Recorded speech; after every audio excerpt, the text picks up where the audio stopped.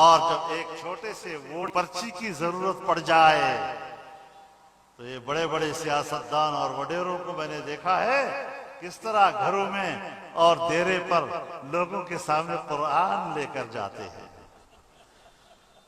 قرآن یاد آ جاتا ہے اس وقت۔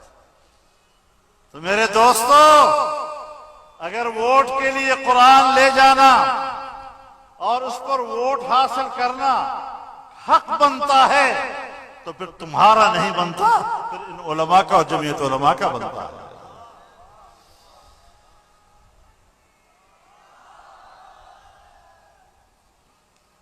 جن کو قرآن پڑھنا نہیں آتا، جن کو قرآن کریم کی تلاوت کرنے نہیں آتی، ان کو بھی ان دنوں میں قرآن یاد آ جاتا ہے۔ سائیں قرآن مجید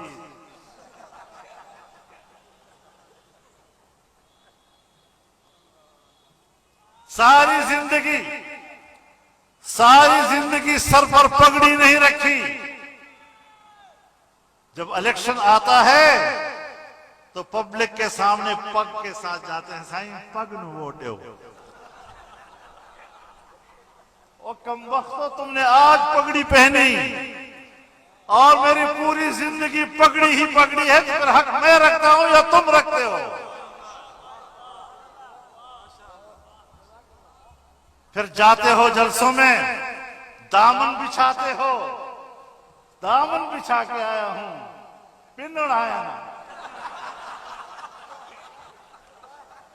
تو میں جانتا ہوں تم تو گاؤں میں آ کر قمیص پہنتے ہو اور تمہارا دامن بن جاتا ہے، ورنہ تمہاری زندگی تو کوٹ پتلون میں گزرتی ہے، جس کا دامن ہوتا ہی نہیں ہے۔ اگر پوری زندگی صبح و شام کسی کا دامن ہے تو وہ تو جمعیت کے ان فقیروں کا ہے جو ہمیشہ قمیص سلوار میں رہتے ہیں۔ تو اگر دامن کا حق ہے کہ اس کو ووٹ دیا جائے تو پھر مولوی کا حق ہے، علماء کا حق بنتا ہے۔ اور میں علماء کرام کی خدمت میں بھی عرض کرنا چاہتا ہوں،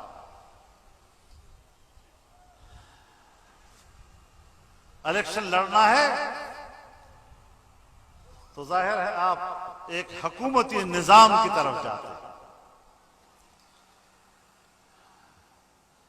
حکومتی نظام کی طرف جانے کے لیے